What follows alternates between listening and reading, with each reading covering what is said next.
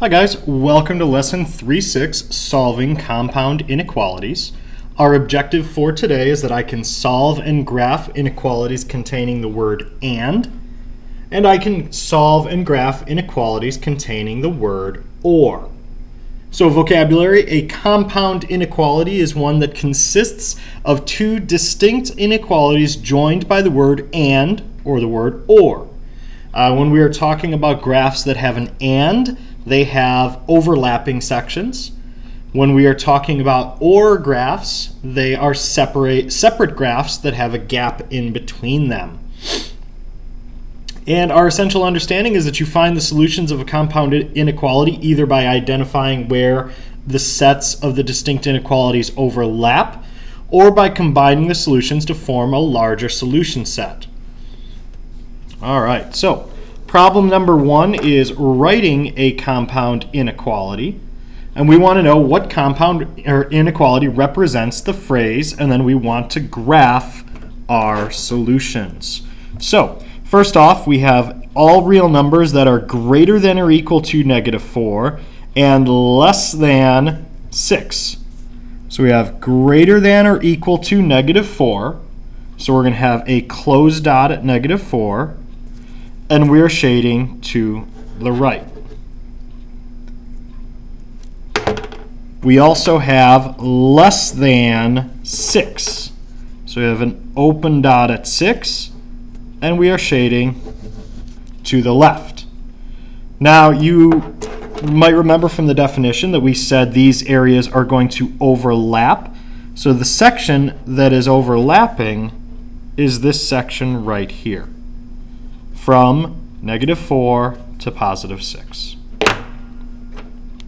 All right, next up, letter B, we have all real numbers that are less than or equal to 2. Less than or equal to 2. So we have an open dot or closed dot at 2, and we are shading to the left, or greater than 6. Open dot at 6, and we are shading to the right. So you can see our two regions. This is an OR graph where they are two separate graphs with a gap in the middle. So this is an AND, the two regions overlap. This is an OR where they are opposite directions. Letter C, what is the difference between x is between -5 and 7 and x is between -5 and 7 inclusive? So the word inclusive there means that we are having either a less than or equal to or greater than or equal to. Inclusive means the endpoints are included. So we're doing closed dots and they are less than or equal to or greater than or equal to. When it's just x is between -5 and 7, it means it is literally in between those two numbers. So those would be less than or greater than, and they would be open dots. All right, so now it's time for you guys to give it a try. So give these, there's a couple problems here. They go on to the next page. Try them out. So all real numbers that are greater than 5, so we have an open dot at 5, and we are shading to the right, or less than -3. Again, open dot at -3, and we are shading to the left. Okay. This might be a case where if you would like to, use highlighters to really make it obvious which sections you're talking about in your graph. Pencil on black lines sometimes kind of blends in.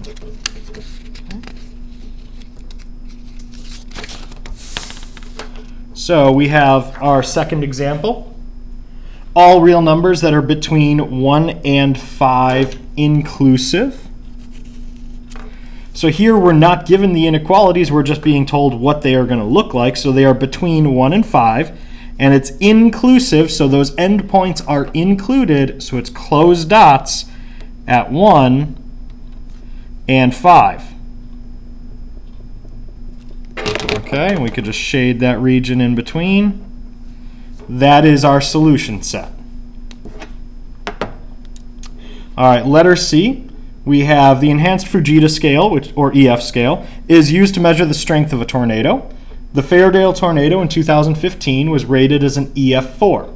Write a compound inequality that represents the maximum wind speed of this storm. So we look at our table here, and EF4 is a devastating tornado that has wind speeds between 166 and 200 miles per hour.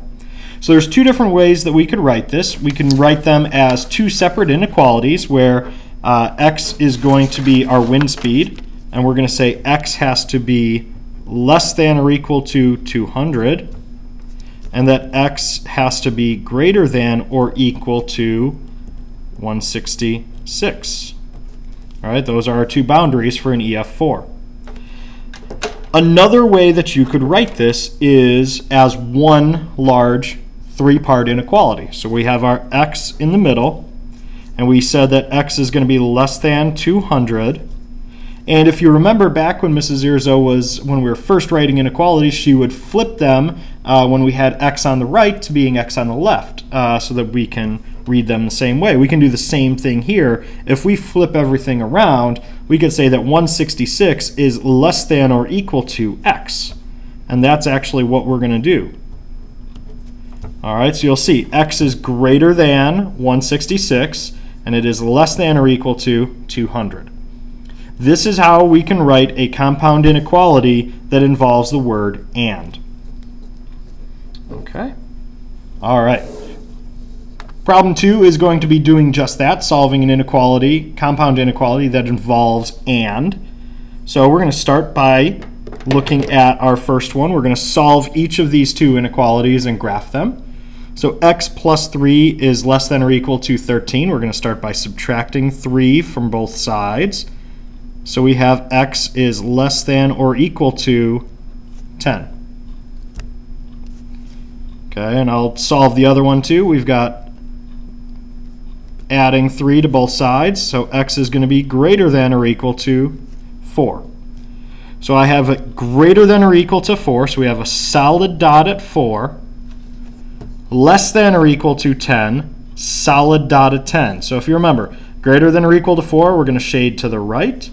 Less than or equal to 10, we shade to the left, so it's going to be the space that is in between. That is our solution set. I don't need to graph the rest of it because those are not solutions. These points are the solutions. Okay. Letter B, we have it written as one compound inequality like I said we could do. And one of the advantages to this, especially if they're referencing the same expression, we can solve the whole thing at once. We don't have to solve two separate inequalities. We can do it all at one time. So I need to subtract 2 from everything to get the x by itself in the center. So that means I'm going to subtract 2 on the left, and I'm going to subtract 2 on the right. Negative 2 minus 2 is negative 4. Is less than x, which is less than or equal to 3. So we have an open dot at negative 4, closed dot at positive 3, and we are shading in between. All right. Next up, we have problem C. So a slightly more complex problem. I notice that I have a y in all 3 of my parts. So I want to get all of my variables just concentrated in that center section. So I'm going to subtract 2y from both sides. All right. So I'm left with negative 6 is less than or equal to 2y minus 8, which is less than or equal to negative 2. Our next step, we're going to add 8 to all 3 pieces. So we have 2 is less than or equal to 2y, which is less than or equal to 6. Last step, divide everything by 2. We've got 1 is less than or equal to y, which is less than or equal to 3. So we need to have an closed dot at 1.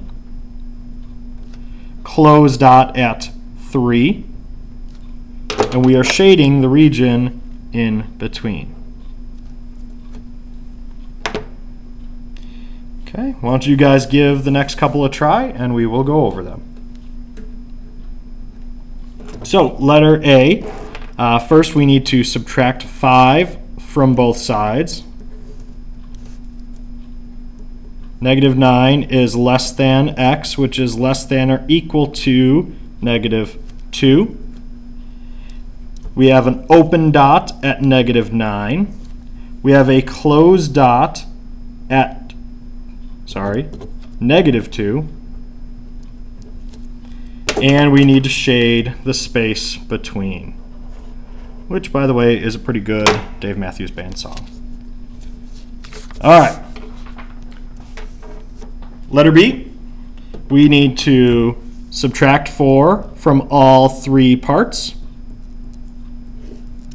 So we have 4 is less than or equal to 2w, which is less than 16. Our next step is going to be to divide everything by 2. So we have 2 is less than or equal to w, which is less than or equal to 8, which is less than 8. All right, so now we need to graph it. So we have closed dot at 2. We have a closed dot at 8, and we are shading the space between. Okay. Now, next up, we have letter C. We're going to start off by adding 2 to all 3 parts. 6 is less than 2y, which is less than 12. Divide all 3 parts by 2, and we have 3 is less than y, which is less than 6. So I have an open dot at 3, an open dot at 6, and we are shading. Okay. Moving on, problem 3, writing and solving an inequality. And I'm going to just put a giant star on this problem. There may be one exactly like this on your test. Just saying. All right. Suppose that you scored a 78, a 78, and a 79 on our first 3 tests. To earn a B for the course, you need to score an average of 84 to 86, and given that you have one more test left in the class, is it possible to earn a B? So what do we do when we want to find the average of something? We add all of our scores up and then divide by the total number, and we want that score to be in between 84 and 86. All right, so let's just start with what is the average. So we have 78 plus 78 plus 79 plus our 4th test we haven't taken yet, which is x. We don't know what that score is. And we're dividing it by 4. So this is the average of your scores. And we said that the average needed to be in between 84 and 86. So it has to be less than 86 and greater than 84. All right. So the first step that I want to do is I want to add up my like terms that are in the numerator. So we're going to have 84 is less than 235 plus x over 4, which is less than 86. Now, just like in our solving equations unit, we have to get rid of that denominator first. So we're going to multiply everything in all 3 sections by 4. So 4 times 84 is going to be 336, is less than, these two 4's cancel out, so you're left with 235 plus x, which is less than 344. So now our last step to get x by itself is to subtract 235 from all three sections.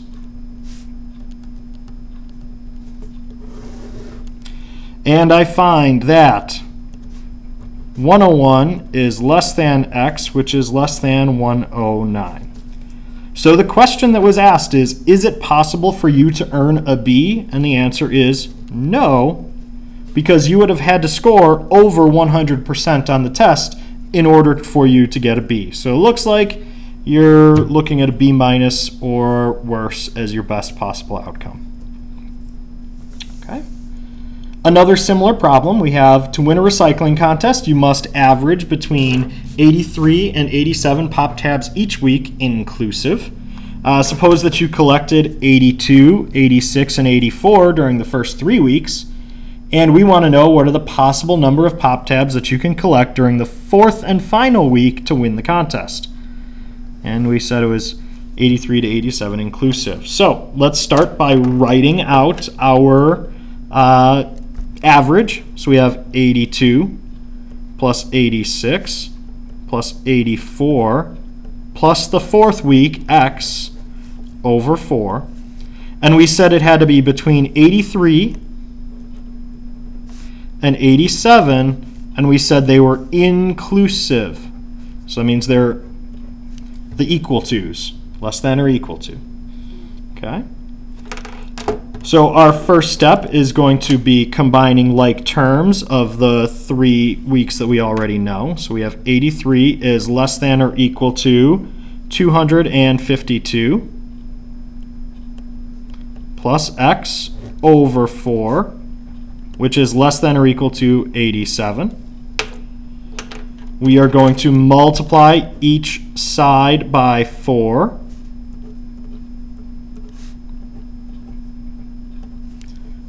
Okay. So 83 times 4 is going to be 332, which is less than or equal to 252 plus x, which is less than or equal to 348. Okay. Again, we need to get x by itself, so we're going to subtract 252 from all 3 sections. And we find that we need to get, we have 80 is less than or equal to x, which is less than or equal to 96. So, what are the possible number of pop tabs that you can collect during the fourth and final week in order to win the contest? Between 80 and 96 pop tabs would give you the average that you need. All right, I want you guys to try problem C.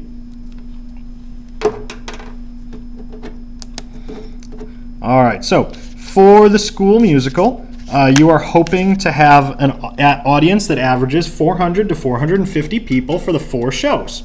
So far, you have had crowds of 400, 420, and 350. What are the possible number of audience members at the final show for you to meet your goal? All right, so let's start off by writing our inequality. So we know that we need to take the average of our 3 attendances. So we have 400 plus 420 plus 350 plus the unknown week, or the unknown performance x, divided by 4. And we want to know that we want our average to be between 400 to 450 people for the 4 shows. So we have less than 450. We have less than 400. 400 is less than the average, which is less than 450. Next step, we need to combine our like terms. So 400 is less than, we add those up, it's 1170 plus x over 4, which is less than 450. Next up, we need to multiply everything by 4 to get rid of that denominator. So we have 1600 is going to be less than 1170 plus x, which is less than 1800. Okay, we're going to subtract 1170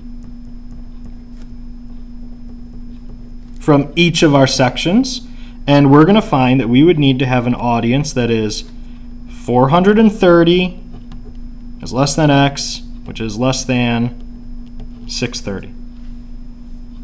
So if we have at least 430 people, we'll be at the low end of our range. If we have up to 630 people, we're at the high end of our average. All right. And for those of you who are eagerly awaiting the news on what our school musical for this year is going to be, keep waiting. We haven't decided yet.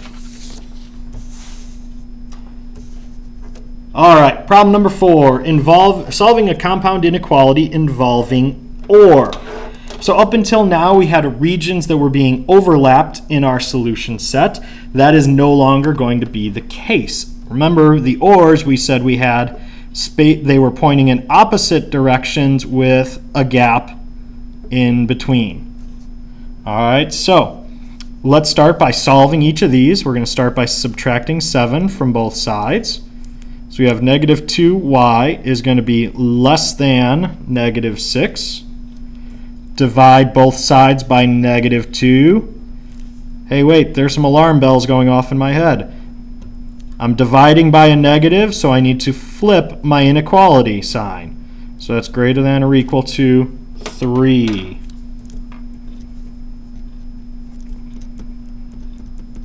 Don't forget to flip your inequality when you divide by a negative. All right, our second problem, we're going to subtract 3 from both sides. So we have 4y is less than or equal to negative 8. Divide both sides by positive 4. Y is going to be less than or equal to negative 2. So now we can graph each one of these. So we have y is less than or equal to negative 2. So it's an open dot, closed dot at negative 2 because it's less than or equal to. And we are shading to the left. Okay. And we have y is greater than 3. So we have an open dot at 3. And we're shading to the right. So you can see we have our 2 points and our lines are going in the opposite direction. All right. Letter B, we're going to solve by first adding 1 to both sides. So 2n is less than negative 2. Divide both sides by 2. N is less than negative 1. So we have an open dot at negative 1, and we are shading to the left.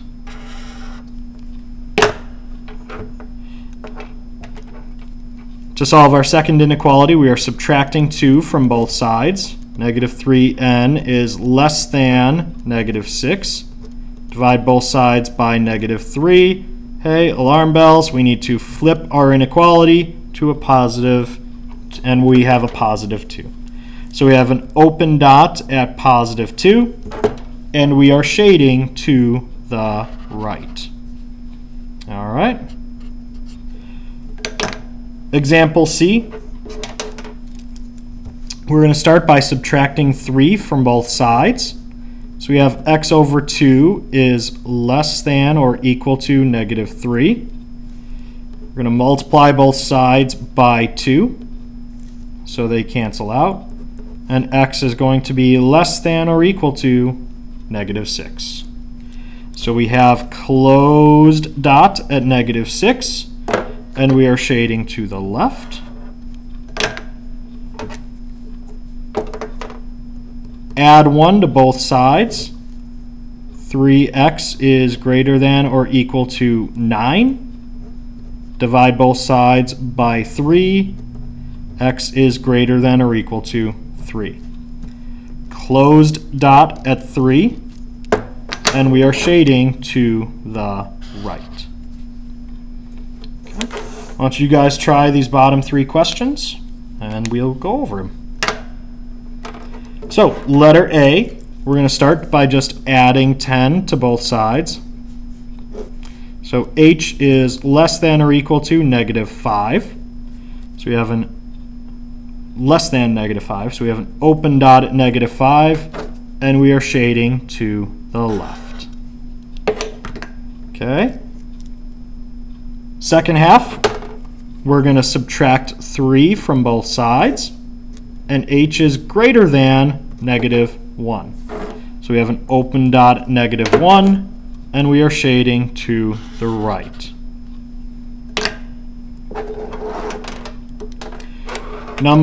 Letter B, we're going to start by subtracting 11 from both sides.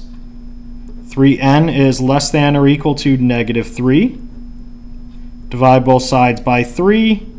N is less than or equal to negative 1. So we have a closed dot at negative 1, and we are shading to the left. Second one, we're going to divide both sides by negative 3. So n is going to be greater than, remember to flip, positive 4. So we have an